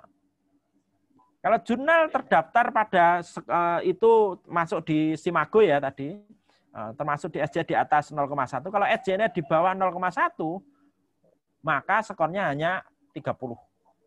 Kalau internasional, jadi bukan ditentukan oleh Q-nya, tapi SJR-nya. Lalu jurnal internasional saja yang masuk dalam database menengah, EBSCO, DOAJ, tapi penulisnya lebih dari 2 negara per isunya, per nomornya, dan editorial board-nya dari 4 negara. Nah, itu berarti jurnal internasional, 20. Kalau jurnal nasional ini, saya kira Sinta 1, Sinta 2, 25, Sinta 3 dan 4, 20, Sinta 5 dan 6, 15. Atau terindeks DOAJ. Belum Sinta 5, belum Sinta 6, tapi terindeks DOAJ itu juga 15. Itu tidak ada batasannya juga.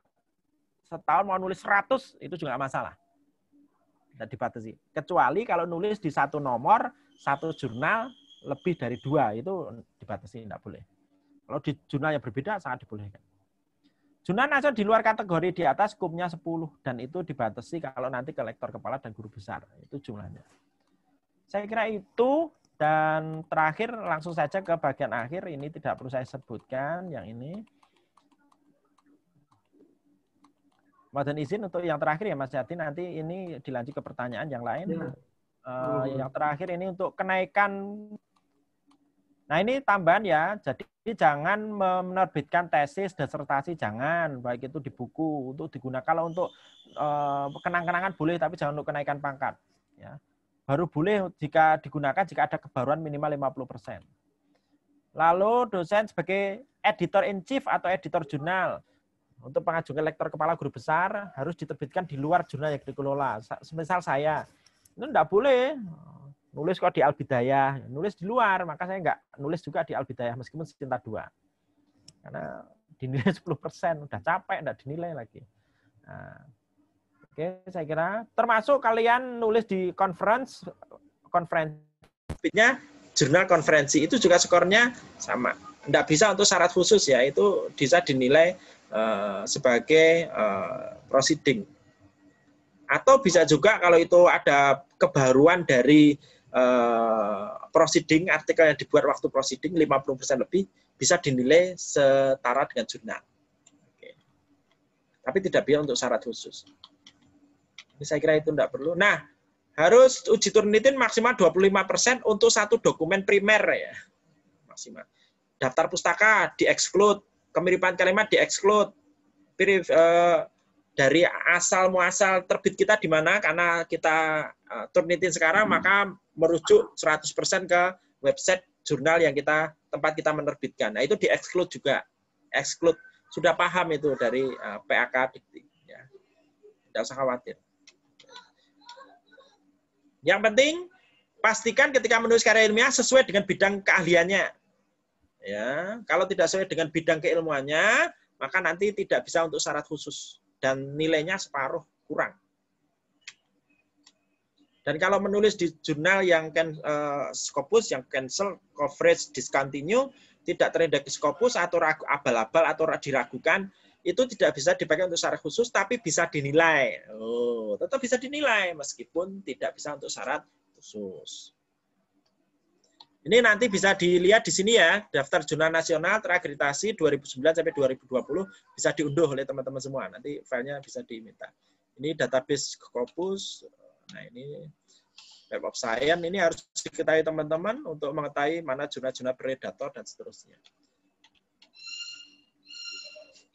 Nah, proceeding kalau menerbitkan di atas 31 Desember 2015, pastikan proceedingnya itu diunggah di laman website penyelenggara, bukan diunggah di repository UIN, tidak bisa diakui. Gitu ya. Jadi kalau menyelenggarakan proceeding conference, sekaligus harus punya database-nya, menyiapkan database-nya. Oke, saya kira itu tidak perlu saya sebutkan yang ini. Langsung saja ke belakang, nanti diskusi. Bidang penunjang, saya kira banyak ya teman-teman bisa bantu-bantu. ikut aktif jadi panitia, disuruh apa, ikut gitu aja oleh fakultas, prodi, udah nanti banyak itu. Jadi orang yang aktif, entengan, mudah diajak membantu apa saja. Nah, itu nanti cepat dapat hukum banyak. Buat jaringan yang banyak juga. Strategi lompat jabatan ke lektor, kepala guru besar, saya kira ini tidak perlu ya, nanti bagi yang mau aja bisa nanti kita diskusi. Nah, ini kalau teman-teman sekarang mau naik jabatannya, kalau dari lektor 200 ke 300, syaratnya itu sederhana. Tidak harus menjadi penulis pertama. Boleh menjadi penulis utama. Penulis utama itu apa ya? Penulis korespondensi itu disebut penulis utama. Ya, teman-teman jadi penulis kedua tapi penulis korespondensi. Nah, misal kolaborasi dosen mahasiswa. Teman-teman menjadi penulis keduanya karena yang mengedit dan seterusnya, mensubmit juga. Nah, teman-teman kalau sekarang posisi lektor kepala lektor 200 itu sudah bisa untuk syarat ke lektor 300. Loh, bukan sangat mudah ini loh. Jadi sekarang itu untuk asisten ahli mau ke lektor, untuk lektor ke lektor 200 ke 300 cukup jurnal nasional Sinta 3, 4 dan 5 atau 5 atau 6 ya. Silahkan atau 6. Syarat wajibnya. Dan itu tidak harus penulis pertama. Termasuk yang lektor kepala. Dari 400, kalau mau bertahap, mau ke guru besar, lompatnya terlalu jauh, takut jatuh. Oke, 400 ke 550. Cukup menjadi penulis kedua atau penulis ketiga, tapi penulis korespondensi. Yang di depannya mahasiswa. Bisa kolaborasi. Nah, nanti di situ, tapi ya benar-benar dosennya mengedit dan seterusnya. Di situ, itu yang wajib. Jadi bisa teman-teman kalau mau bertahap, 400, 550, 500 ke 700 itu kan kenaikan pangkat dalam jabatan yang sama. Syaratnya tidak harus penulis pertama. Termasuk ke bagi guru besar. Guru besar misal dari 4D ke 4E. Itu tidak harus menjadi penulis pertama. Penulis korespondensi juga bisa. Tapi di jurnal Sinta 1 atau 2 atau jurnal nasional terakreditasi dikti. Dulu ada A, B gitu. Nah, mudah kan? Sebelum semuanya menjadi susah, mungkin ya, atau lebih kompleks, mendingan ajukan sekarang. Terima kasih Bapak Ibu sekalian atas waktunya. Semoga bermanfaat apa yang saya sampaikan pada kesempatan kali ini. Jangan ditunda-tunda. Kalau punya sekarang, segera kumpulkan, segera ajukan. Kalau ada yang kurang, loh Pak, saya masih menerbitkan tinggal publish. Ya biar proses berjalan, kan tidak kita ajukan langsung keluar nilai. Tidak, prosesnya itu bertahap. Tapi dari kita memasukkan sampai terbit SK, kalau dalam WIN itu mungkin kurang lebih 6 bulan. 5 bulan dah selesai. Kalau yang ke Jakarta untuk ke guru besar itu 8 bulan. Kalau ngitungnya dari sidang di TPKI Universitas sampai terbit SK itu 8 bulan untuk saat ini. Oke, tidak lama hasilnya. Terima kasih. Dari saya cukup sekian.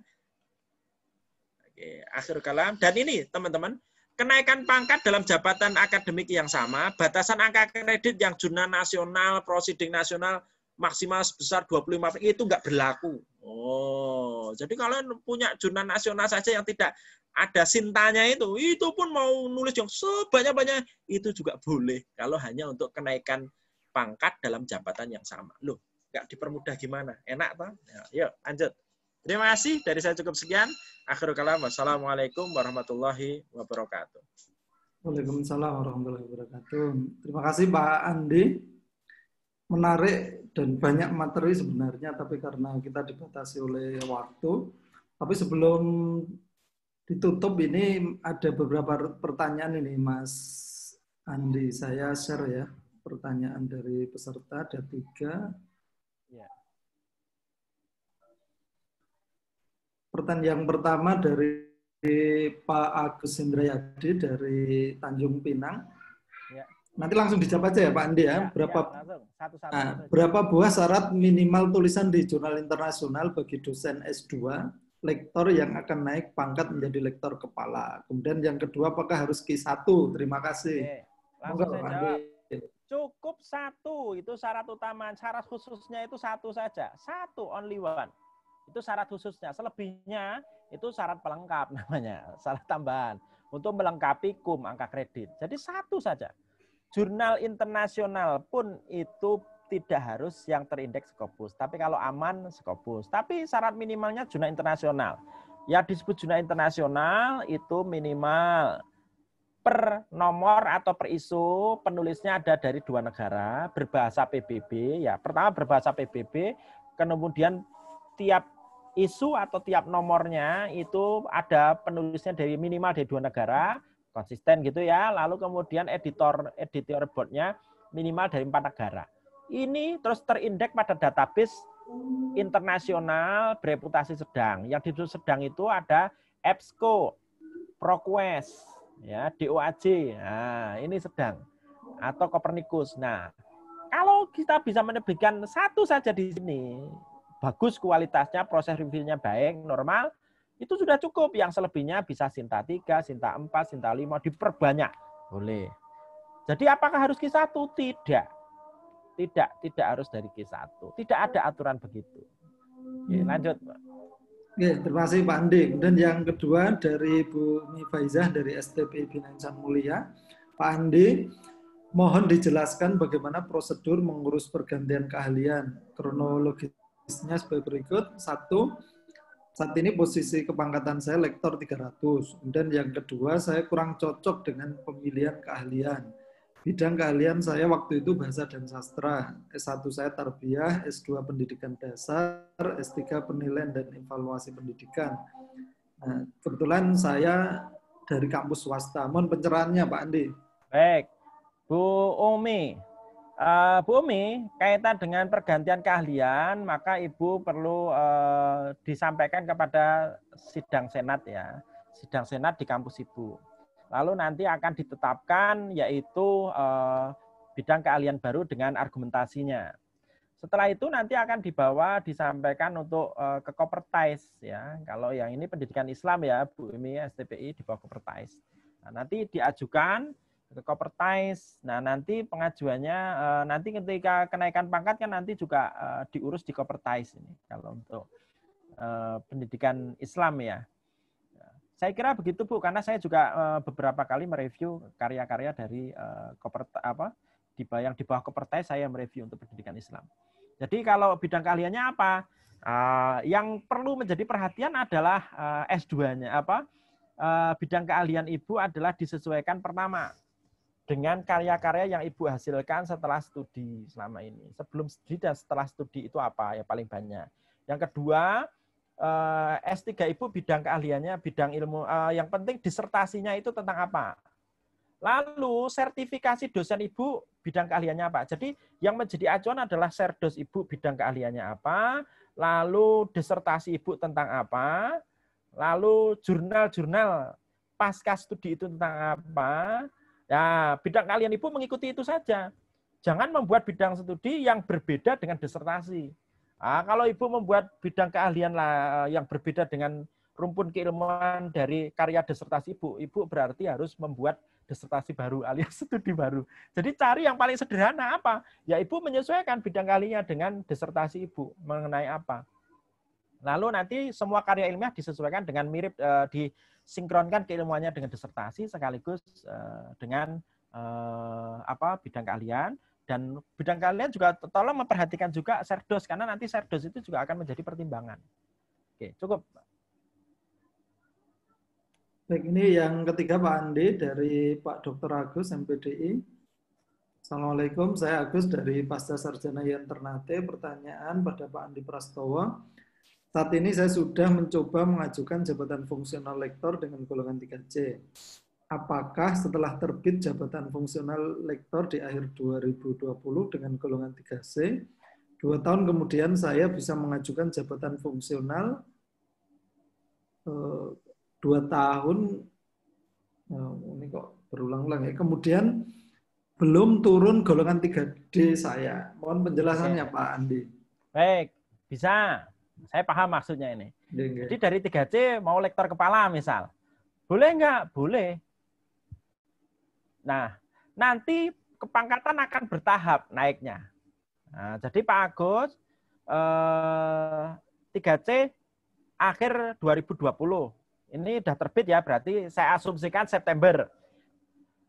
Tanggal 20 September 2020 terbit SK Lektor Pak Agus 3C, ya.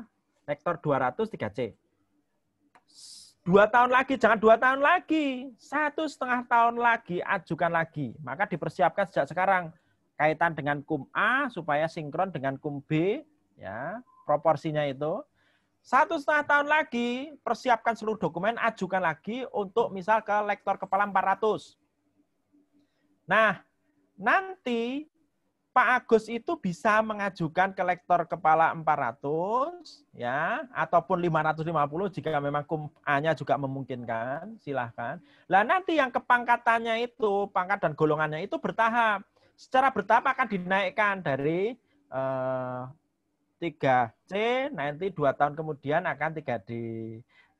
2 tahun kemudian akan 4A. Saya itu dari 3D, 300, sekarang saya turun PAK saya, lektor kepala 550, 4B. Namun SK yang turun ini, sedang diproses ini, bukan langsung ke 4B. Dari sisi kepangkatan dan golongan ruang, yang turun ke saya karena sebelumnya saya 3D 300, maka ya otomatis kalau dari sisi pangkat dan ruang bertahap. 2 tahun turun 4A, sekarang 4A. Besok gelundung otomatis 2 tahun lagi akan menjadi 4B. Kalau 1,5 tahun lagi saya ajukan guru besar, boleh nggak? Boleh. Nah, nanti kepangkatan itu akan bertahap. Nah, setiap 2 tahun naik begitu. Tapi jabatan bisa kita naikkan, bisa proses ini. Begitu Pak Agus, sehingga 1,5 tahun lagi ajukan lagi. Mungkin mau ke lektor kepala silahkan. Nanti proses untuk penilaian dan bla bla bla macam-macam itu sampai kemudian terbit SK lagi, itu kan 2 tahun, pas 2 tahun terbit SK baru. Nah, gitu jangan 2 tahun baru mengajukan, itu mundur menurut saya.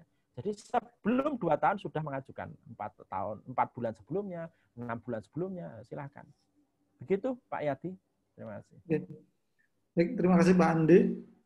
Ini masih ada waktu 4 menit. Bagaimana ini Pak Irwanto? Dikembalikan atau dibuka satu termin langsung tanya jawab Pak Irwanto? Silahkan aja Pak Suyadi, saya manut aja jenengan.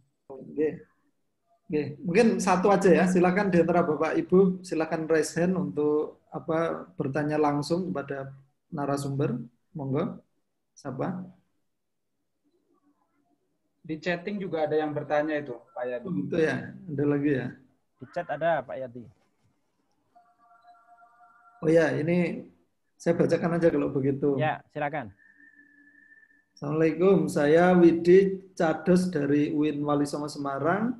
Misal ada kasus seperti ini, si A adalah Cados yang akan mengajukan asisten ahli. Pada saat mengajukan asisten ahli, si A sudah menghasilkan banyak karya artikel penelitian. Pada saat pengajuan asisten ahli, dia hanya mengajukan 1 karya karena sudah cukup. Nah, apakah sisa-sisa artikel yang tidak diajukan bisa diajukan pada saat mengajukan lektor nantinya, atau tidak bisa diajukan atau hangus? Mohon tanggapannya Pak Andi. Baik, semua karya yang dihasilkan ketika pengangkatan pertama itu tidak bisa berlaku lagi untuk pengangkatan, untuk kenaikan jabatan ataupun pangkat berikutnya. Mau 100 karya pun itu untuk pengangkatan pertama, ya cukupnya itu yang akan bisa digunakan.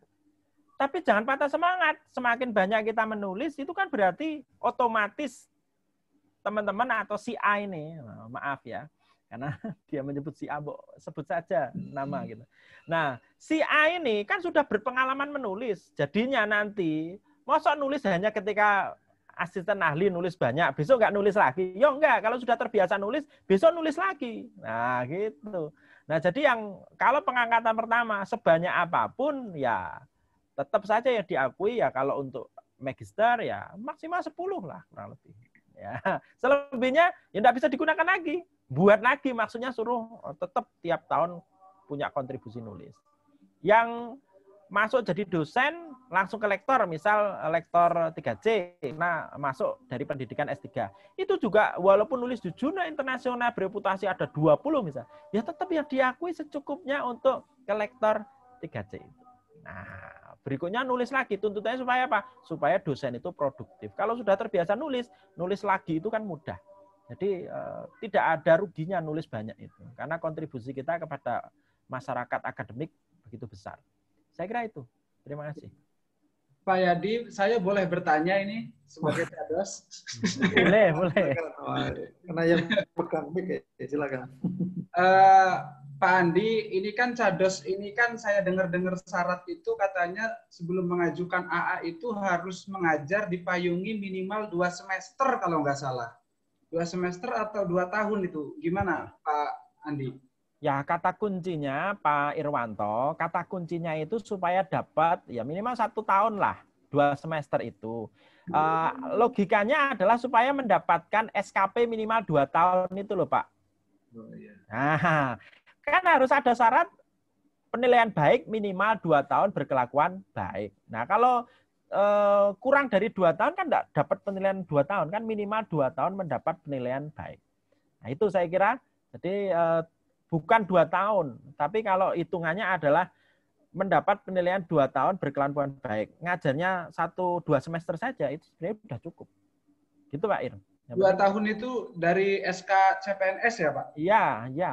Ya yang penting sejak SK penempatan itu sampai kemudian ngajarnya 2 semester. Itu secara berturut-turut sejak penempatan ya sampai kepada walaupun penempatannya itu masih bantu ke sana kemari, terus kemudian sampai kepada mengajar 2 semester, itu dihitung nanti kalau sudah dapat SKP, ngisi SKP 2 kali 2 tahun ya, itu sudah bisa. Gitu Pak Ir. Siap Pak, siap. Ya. Terima kasih. Oke, sama-sama. Baik, karena waktunya sudah pas ini kebetulan jam 3. Sekali lagi kami ucapkan terima kasih Pak Andi Ya. dan teman-teman yang sampai sekarang masih 46 partisipan, alhamdulillah.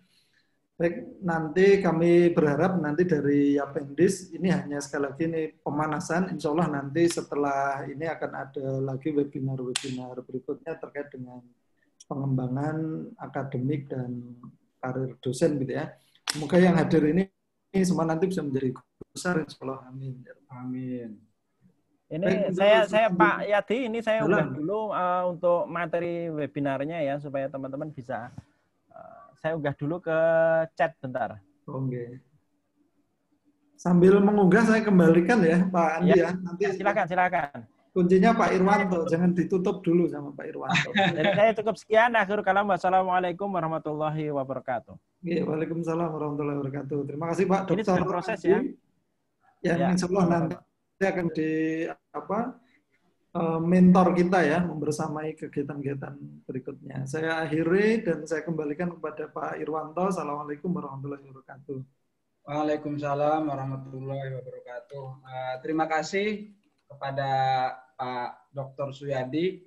Sekaligus kami ucapkan juga terima kasih kepada Pak Dr. Andi Prastowo yang sudah menyampaikan dan memaparkan begitu terang benderang. Ini tadi juga saya dapat inspirasi nih dari Pak Yadi yang menyampaikan Prof. Irwan ini sebagai bentuk rasa syukur katanya. Saya catat itu Pak Suyadi. Mudah-mudahan bisa ikut ini ya, ikut terlibat. Alhamdulillah acara sudah berjalan dengan lancar dari awal sampai akhir. Kita juga sambil menunggu Pak Andi memindahkan ininya ya ke via chat supaya Bapak Ibu semua bisa mengunduh semuanya. Terima kasih juga kami sampaikan kepada Bapak Dr. Sukiman MPD. Terima kasih juga kami sampaikan kepada Bapak WD2 FITK UIN Sunan Kalijaga Yogyakarta, Bapak Dr. Zainal Arifin Ahmad MPD. Saya ucapkan terima kasih kepada Bapak Ibu dosen semuanya, baik itu dari kalangan UIN Sunan Kalijaga ataupun semuanya. Mudah-mudahan apa yang tadi disampaikan oleh Pak Andi, Pak Suyadi, Pak Sukiman, dan lain sebagainya bisa bermanfaat buat kita semua dan bisa menjadi amal jariah buat yang menyampaikannya. Pak Andi sudah di-upload ya? Sudah kelihatan belum Pak? Oke, saya cek ya Pak. Sudah. Oh iya, sudah. Oke, Bapak Ibu bisa melihatnya di sini. kami ucapkan terima kasih yang tak terhingga pada Bapak Ibu semuanya, kepada pemateri dan kepada audiens. Mudah-mudahan kita semua bisa mengikuti jejak-jejak apa yang disampaikan oleh Pak Andi dan Bapak Ibu yang lainnya. Terima kasih. Kami sampaikan wassalamualaikum warahmatullahi wabarakatuh. Waalaikumsalam warahmatullahi wabarakatuh.